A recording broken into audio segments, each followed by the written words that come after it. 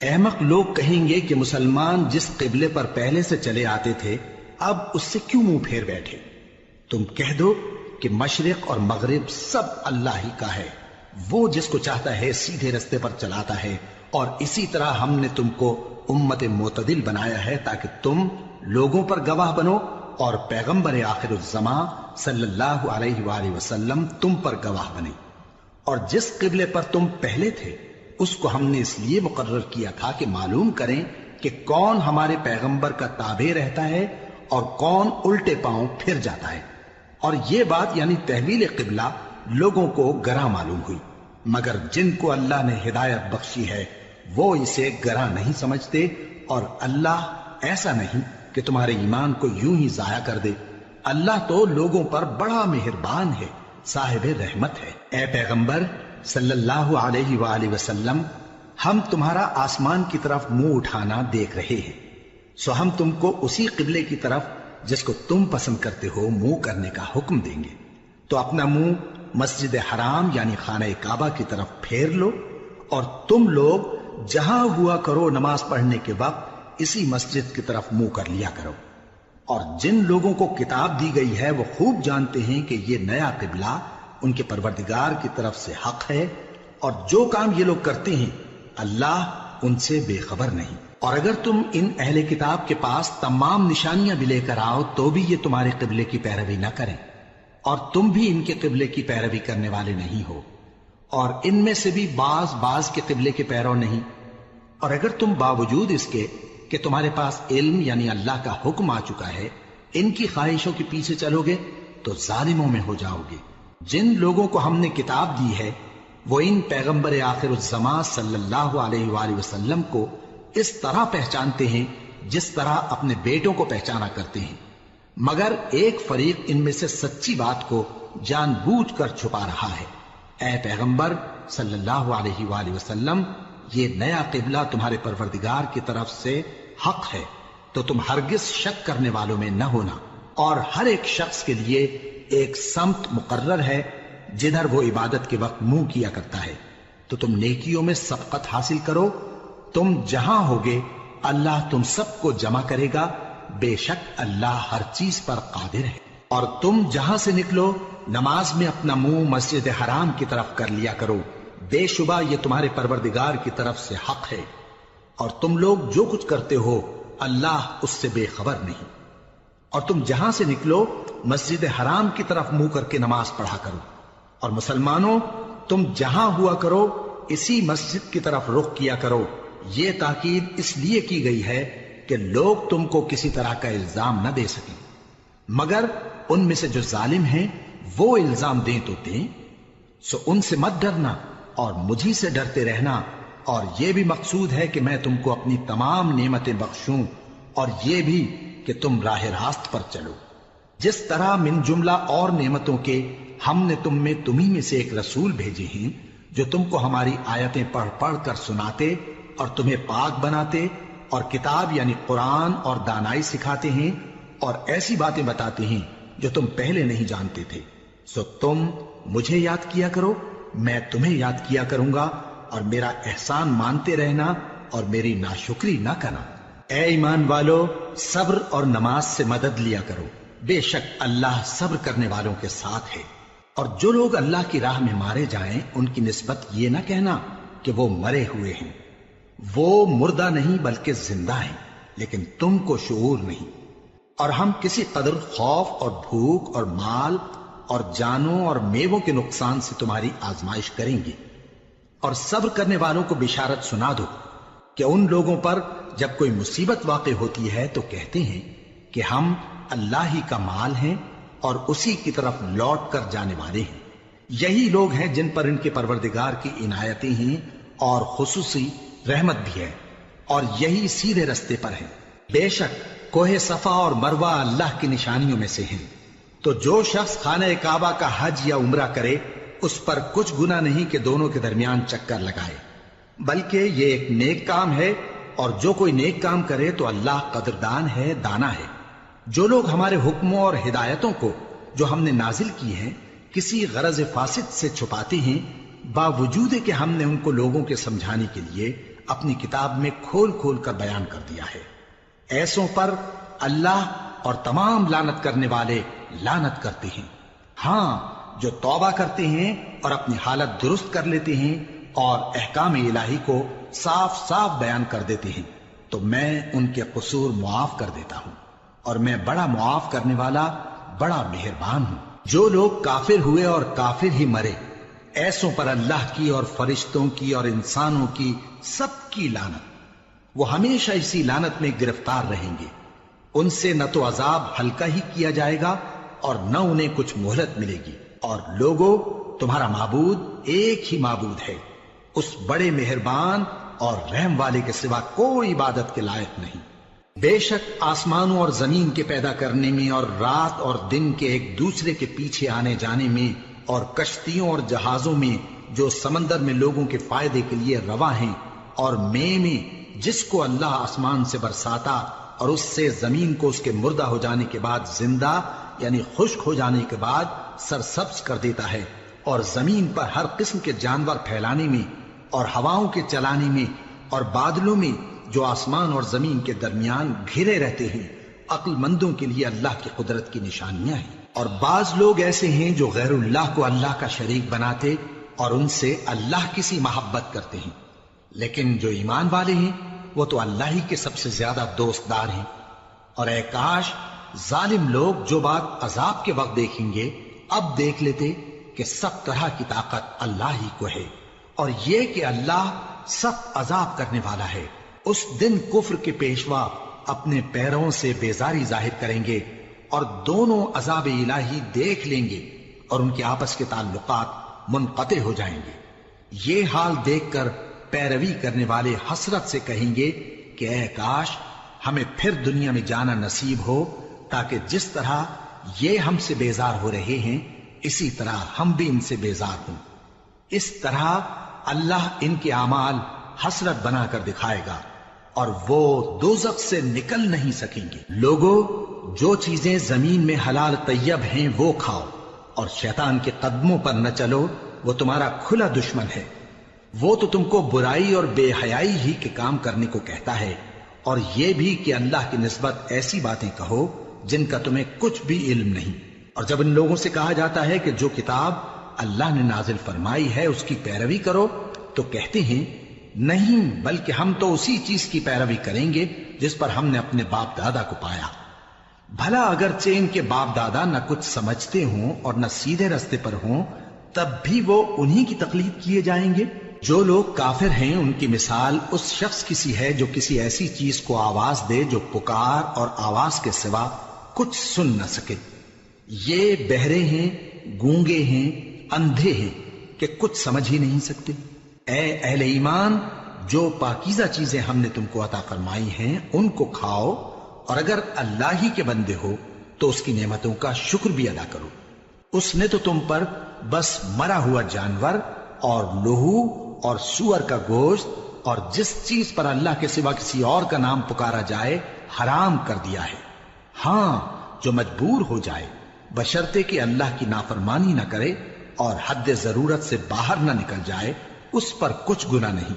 बेशक अल्लाह बख्शने वाला है, रहम करने वाला है। जो लोग अल्लाह की किताब से उन आयतों और हिदायतों को जो उसने नाजिल फरमाई हैं छुपाते और उनके बदले थोड़ी सी कीमत यानी दुनियावी मुनफात हासिल करते हैं, वो अपने पेटों में महज आग भरते हैं। ऐसे लोगों से अल्लाह क़यामत के दिन न कलाम करेगा और न उनको गुनाहों से पाक करेगा, और उनके लिए दुख देने वाला अजाब है। ये वो लोग हैं जिन्होंने हिदायत छोड़कर, गुमराही और बख्शिश छोड़कर अजाब खरीद लिया। ये आतश जहन्नम की कैसी बर्दाश्त करने वाले हैं। ये इसलिए कि अल्लाह ने किताब सच्चाई के साथ नाजिल फरमाई, और जिन लोगों ने इस किताब में इख्तिलाफ किया वो जिद में आकर नेकी से दूर हो गए हैं। नेकी यही नहीं कि तुम मशरिक और मगरिब को किबला समझकर उनकी तरफ मुंह कर लो, बल्कि नेकी ये है कि लोग अल्लाह पर और रोज आखिर पर और फरिश्तों पर और अल्लाह की किताब पर और पैगंबरों पर ईमान लाए, और माल बावजूद अजीज रखने के रिश्तेदारों और यतीमों और मोहताजों और मुसाफिरों और मांगने वालों को दें, और गर्दनों के छुड़ाने में खर्च करें, اور نماز پڑھیں اور زکات دیں، اور جب عہد کر لیں تو اس کو پورا کریں، اور سختی اور تکلیف میں اور جنگ کے وقت ثابت قدم رہیں۔ یہی لوگ ہیں جو ایمان میں سچے ہیں، اور یہی ہیں جو اللہ سے ڈرنے والے ہیں۔ مومنوں، تم کو مقتولوں کے بارے میں قصاص یعنی خون کے بدلے خون کا حکم دیا جاتا ہے، اس طرح پر کہ آزاد کے بدلے آزاد مارا جائے، اور غلام کے بدلے غلام، اور عورت کے بدلے عورت۔ اور اگر قاتل کو اس کے مقتول بھائی کے قصاص میں سے کچھ معاف کر دیا جائے تو وارث مقتول کو پسندیدہ طریق سے قرارداد کی پیروی یعنی مطالبہ خون بہا کرنا اور قاتل کو خوشخوئی کے ساتھ ادا کرنا چاہیے۔ یہ تمہارے پروردگار کی طرف سے تمہارے لیے آسانی اور مہربانی ہے۔ اب جو اس کے بعد زیادتی کرے اس کے لیے دکھ کا عذاب ہے۔ اور اے اہل عقل، حکم قصاص میں تمہاری زندگانی ہے کہ تم قتل و خونریزی سے بچو۔ تم پر فرض کیا جاتا ہے کہ جب تم میں سے کسی کو موت کا وقت آ جائے تو اگر وہ کچھ مال چھوڑ جانے والا ہو تو ماں باپ اور رشتہ داروں کے لیے دستور کے مطابق وصیت کر جائے۔ اللہ سے ڈرنے والوں پر یہ ایک حق ہے۔ پھر جو شخص وصیت کو سننے کے بعد اس کو بدل ڈالے تو اس کے بدلنے کا گناہ انہی لوگوں پر ہے جو اس کو بدلیں، اور بے شک اللہ سنتا جانتا ہے۔ اب اگر کسی کو وصیت کرنے والے کی طرف سے کسی وارث کی طرفداری یا حق تلفی کا اندیشہ ہو تو اگر وہ وصیت کو بدل کر وارثوں میں صلح کرا دے تو اس پر کچھ گناہ نہیں، بے شک اللہ بخشنے والا ہے، رحم والا ہے۔ مومنوں، تم پر روزے فرض کیے گئے ہیں جس طرح تم سے پہلے لوگوں پر فرض کیے گئے تھے تاکہ تم پرہیزگار بنو۔ روزوں کے دن گنتی کے چند روز ہیں، تو جو شخص تم میں سے بیمار ہو یا سفر میں ہو تو دوسرے دنوں میں روزوں کا شمار پورا کر لے۔ اور جو لوگ روزہ رکھنے کی طاقت رکھیں لیکن رکھیں نہیں، وہ روزے کے بدلے محتاج کو کھانا کھلا دیں۔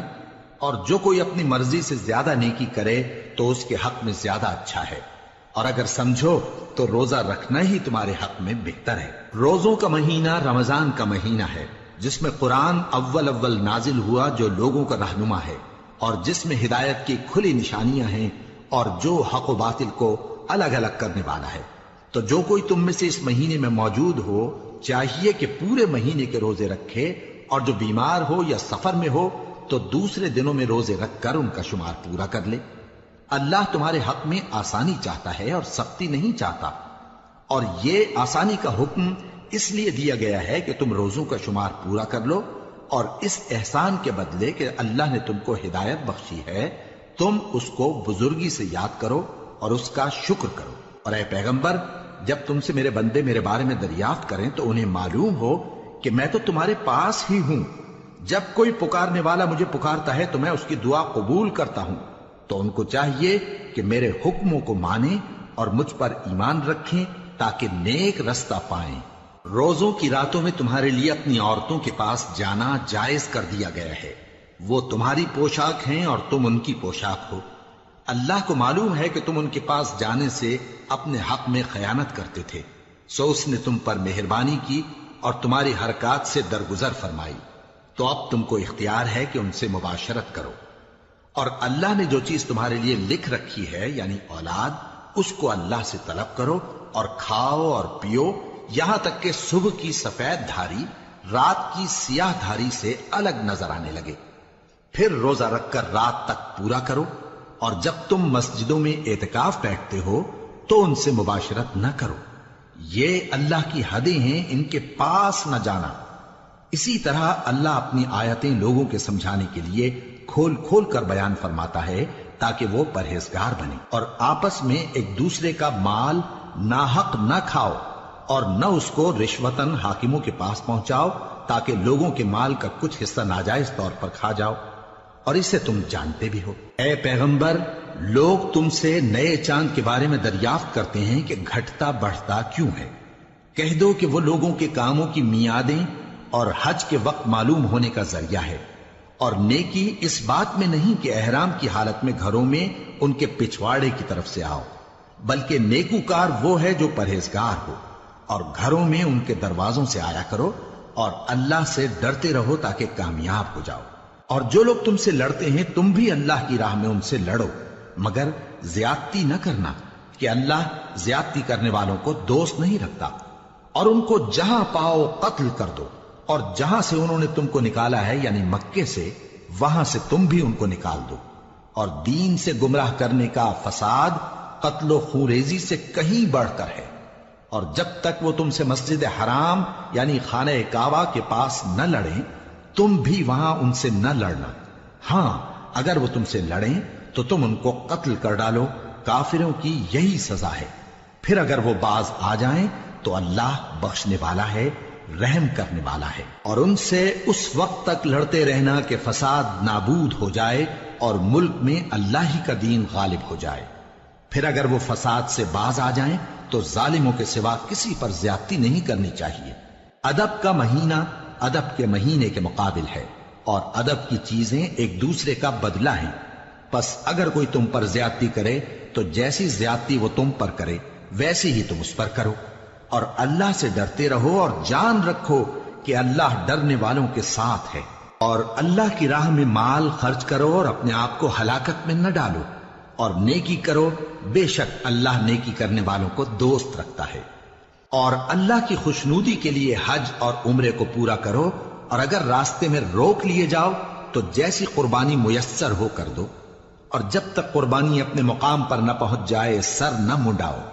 اور اگر کوئی تم میں بیمار ہو یا اس کے سر میں کسی طرح کی تکلیف ہو تو اگر وہ سر منڈا لے تو اس کے بدلے روزے رکھے یا صدقہ دے یا قربانی کرے۔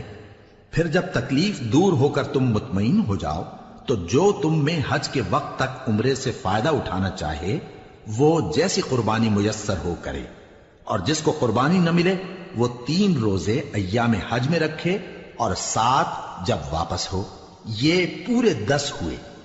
یہ حکم اس شخص کے لیے ہے جس کے اہل و عیال مکے میں نہ رہتے ہوں۔ اور اللہ سے ڈرتے رہو اور جان رکھو کہ اللہ سخت عذاب دینے والا ہے۔ حج کے مہینے معین ہیں جو معلوم ہیں، تو جو شخص ان مہینوں میں حج کی نیت کر لے تو حج کے دنوں میں نہ عورتوں سے اختلاط کرے، نہ کوئی برا کام کرے اور نہ کسی سے جھگڑے۔ اور جو نیک کام تم کرو گے وہ اللہ کو معلوم ہو جائے گا۔ اور زاد راہ یعنی رستے کا خرچ ساتھ لے جاؤ، کیونکہ بہترین زاد راہ پرہیزگاری ہے۔ اور اے اہل عقل مجھی سے ڈرتے رہو، اس کا تمہیں کچھ گناہ نہیں کہ حج کے دنوں میں بذریعہ تجارت اپنے پروردگار سے روزی طلب کرو۔ اور جب عرفات سے واپس ہونے لگو تو مشعر حرام یعنی مزدلفہ میں اللہ کا ذکر کرو، اور اس طرح ذکر کرو جس طرح اس نے تم کو سکھایا، اور اس سے پیشتر تم لوگ ان طریقوں سے محض ناواقف تھے۔ پھر جہاں سے اور لوگ واپس ہوں وہیں سے تم بھی واپس ہو، اور اللہ سے بخشش مانگو، بے شک اللہ بخشنے والا ہے، رحمت کرنے والا ہے۔ پھر جب حج کے تمام ارکان پورے کر چکو تو منا میں اللہ کو یاد کرو جس طرح اپنے باپ دادا کو یاد کیا کرتے تھے، بلکہ اس سے بھی زیادہ۔ اور بعض لوگ ایسے ہیں جو اللہ سے التجا کرتے ہیں کہ اے پروردگار ہم کو جو دینا ہے دنیا ہی میں دے دے، اور ایسے لوگوں کا آخرت میں کچھ حصہ نہیں۔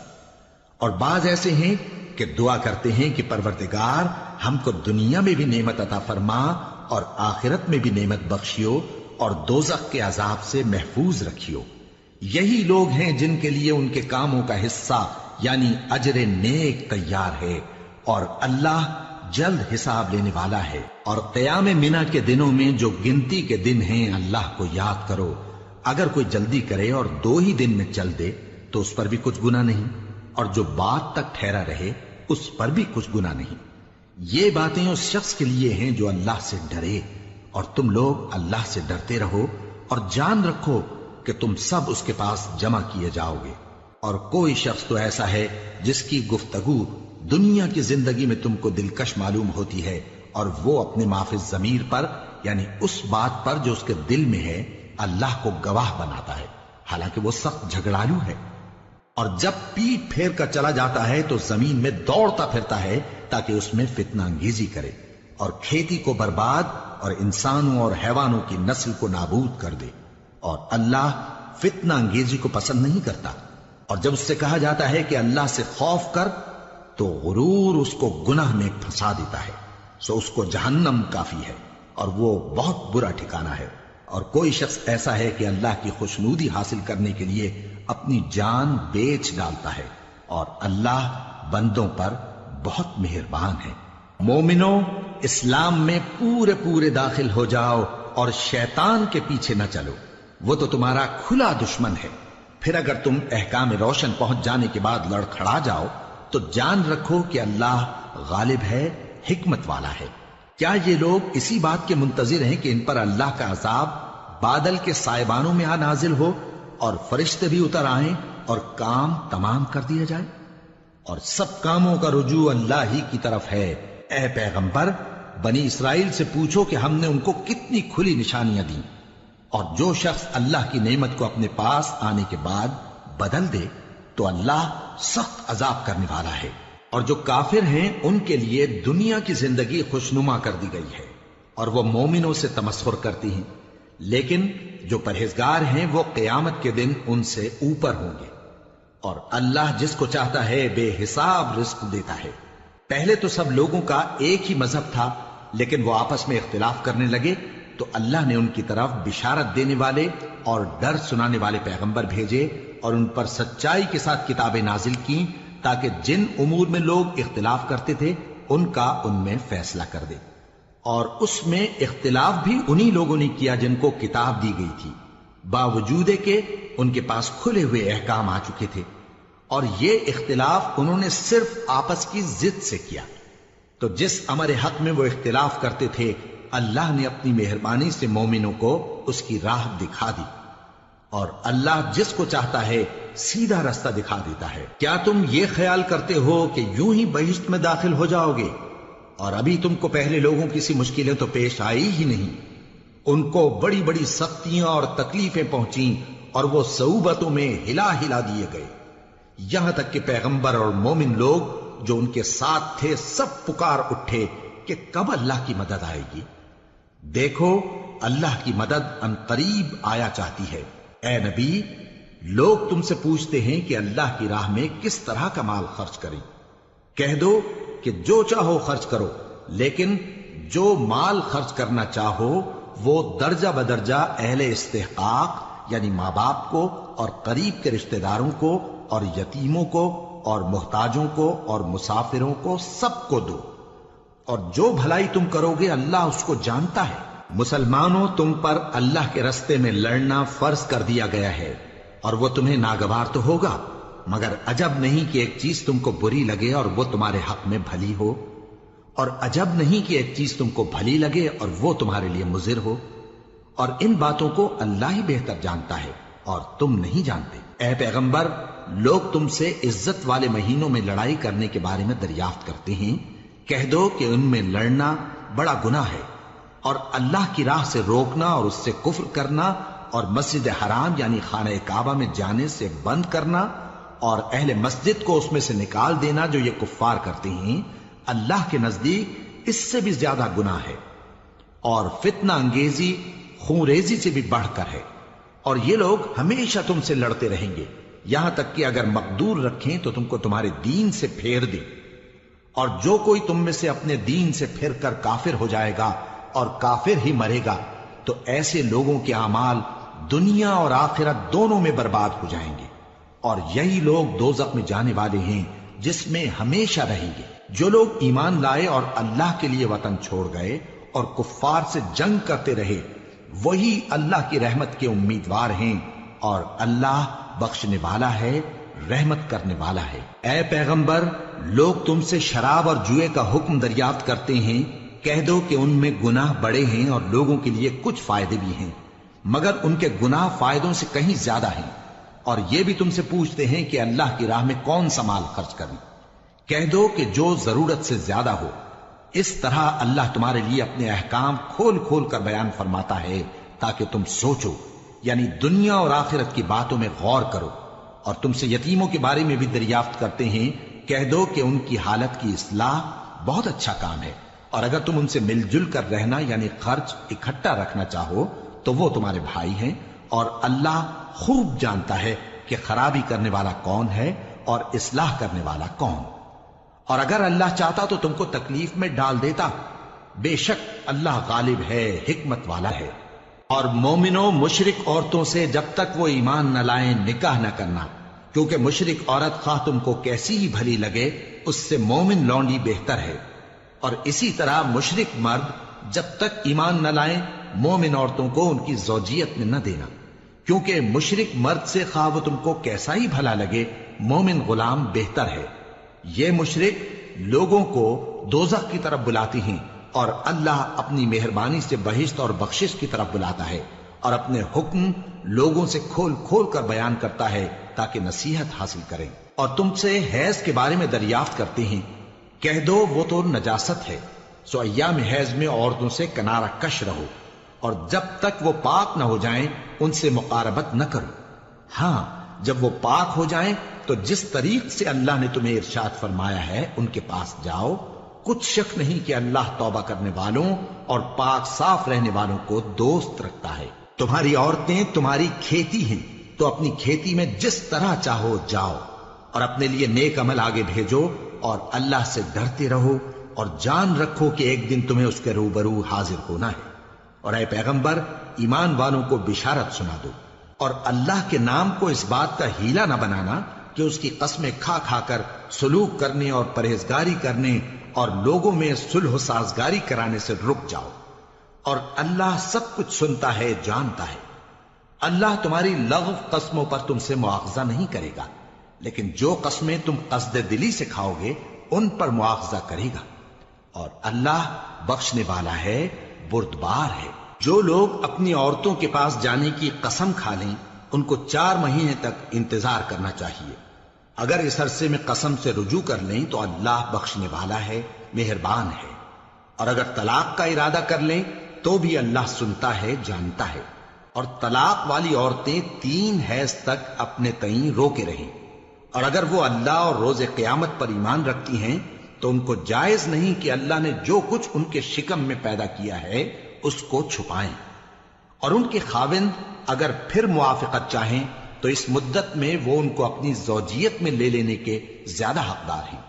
اور عورتوں کا حق مردوں پر ویسا ہی ہے جیسے دستور کے مطابق مردوں کا حق عورتوں پر ہے، البتہ مردوں کو عورتوں پر 1 درجہ فضیلت ہے، اور اللہ غالب ہے، صاحب حکمت ہے۔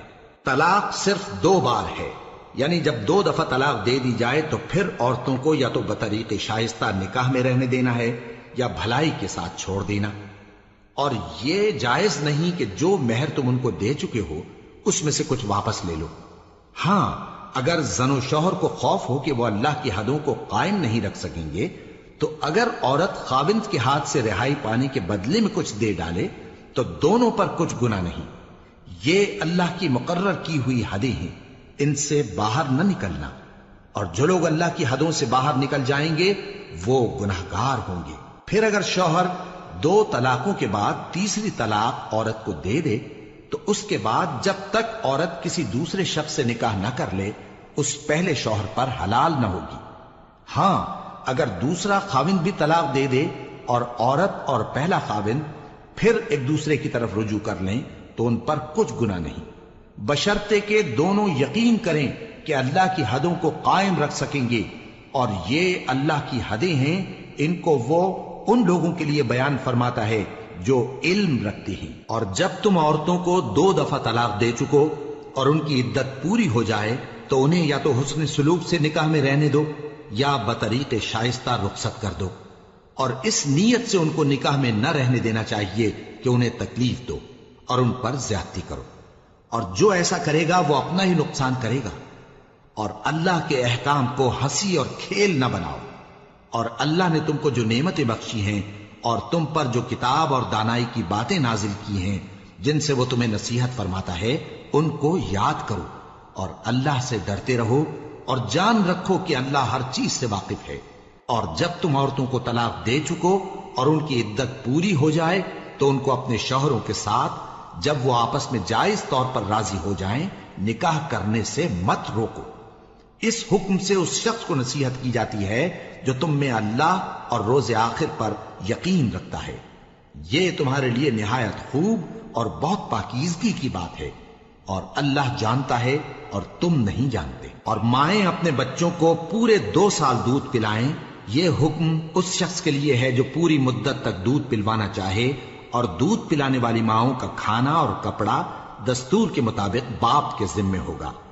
کسی شخص کو اس کی طاقت سے زیادہ تکلیف نہیں دی جاتی، تو یاد رکھو کہ نہ تو ماں کو اس کے بچے کے سبب نقصان پہنچایا جائے اور نہ باپ کو اس کی اولاد کی وجہ سے نقصان پہنچایا جائے، اور اسی طرح نان و نفقہ بچے کے وارث کے ذمے ہے۔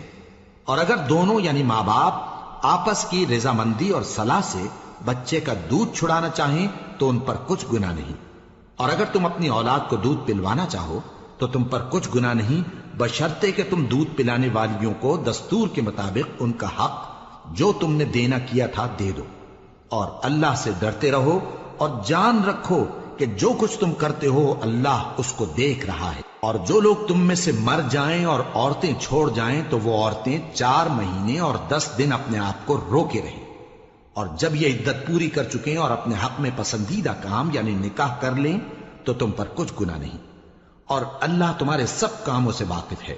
اگر تم اشارے کنائے میں عورتوں کو نکاح کا پیغام بھیجو یا نکاح کی خواہش کو اپنے دلوں میں مخفی رکھو تو تم پر کچھ گناہ نہیں۔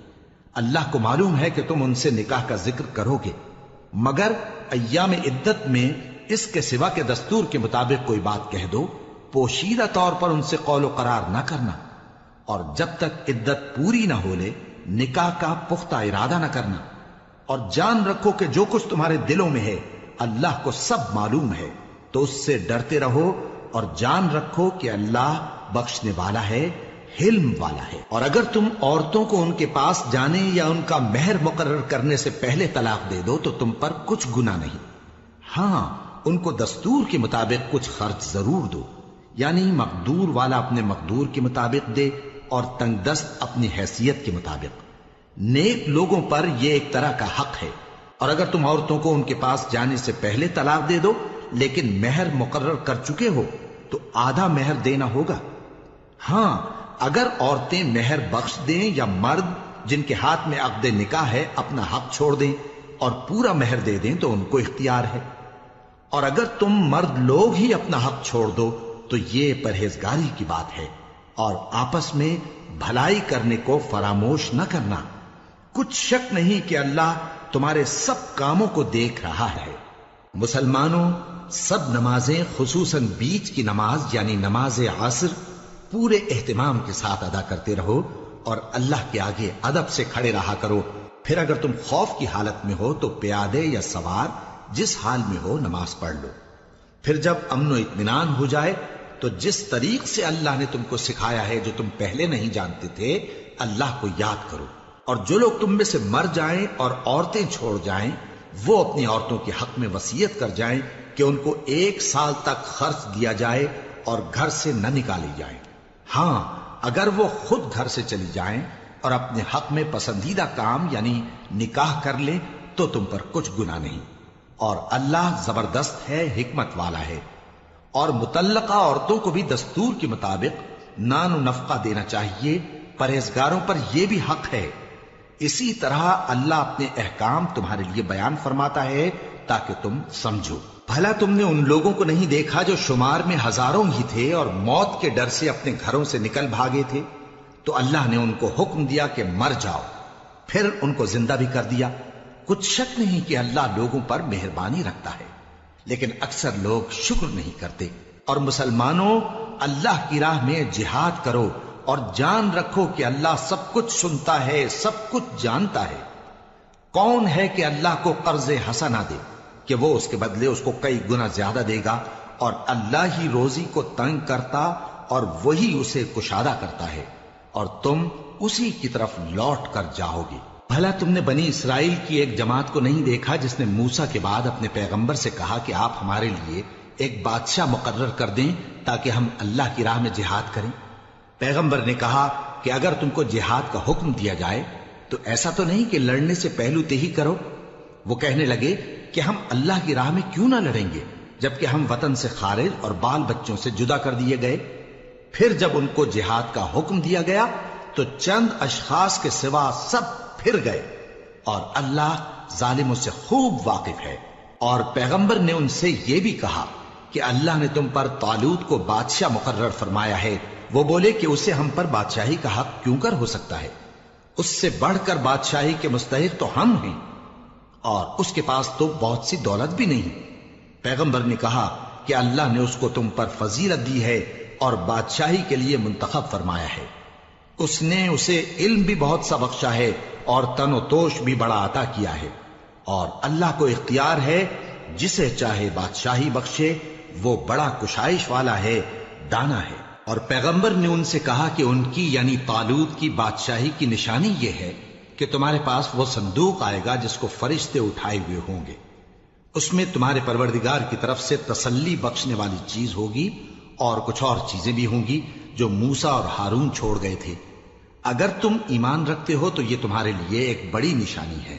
غرض جب طالوت فوجیں لے کر روانہ ہوا تو اس نے ان سے کہا کہ اللہ ایک نہر سے تمہاری آزمائش کرنے والا ہے، جو شخص اس میں سے پانی پی لے گا اس کی نسبت تصور کیا جائے گا کہ وہ میرا نہیں، اور جو نہ پیے گا وہ سمجھا جائے گا کہ میرا ہے۔ ہاں اگر کوئی ہاتھ سے چلو بھر پانی لے لے تو خیر۔ جب وہ لوگ نہر پر پہنچے تو چند آدمیوں کے سوا سب نے پانی پی لیا۔ پھر جب طالوت اور مومن لوگ جو اس کے ساتھ تھے نہر کے پار ہو گئے تو کہنے لگے کہ آج ہم میں جالوت اور اس کے لشکر سے مقابلہ کرنے کی طاقت نہیں۔ جو لوگ یقین رکھتے تھے کہ ان کو اللہ کے روبرو حاضر ہونا ہے، وہ کہنے لگے کہ بسا اوقات تھوڑی سی جماعت نے اللہ کے حکم سے بڑی جماعت پر فتح حاصل کی ہے، اور اللہ ثابت قدم رہنے والوں کے ساتھ ہے۔ اور جب وہ لوگ جالوت اور اس کے لشکر کے مقابل میں آئے تو اللہ سے دعا کی کہ اے پروردگار، ہم پر صبر کے دہانے کھول دے اور ہمیں لڑائی میں ثابت قدم رکھ اور لشکر کفار پر فتح یاب کر۔ تو طالوت کی فوج نے اللہ کے حکم سے ان کو شکست دے دی، اور داؤد نے جالوت کو قتل کر ڈالا، اور اللہ نے ان کو بادشاہی اور دانائی بخشی اور جو کچھ چاہا سکھایا۔ اور اگر اللہ لوگوں کو ایک دوسرے پر چڑھائی اور حملہ کرنے سے نہ ہٹاتا رہتا تو کرۂ ارض تباہ ہو جاتا، لیکن اللہ اہل عالم پر بڑا مہربان ہے۔ یہ اللہ کی آیتیں ہیں جو ہم تم کو سچائی کے ساتھ پڑھ کر سناتے ہیں، اور اے محمد صلی اللہ علیہ وآلہ وسلم، تم بلا شبہ پیغمبروں میں سے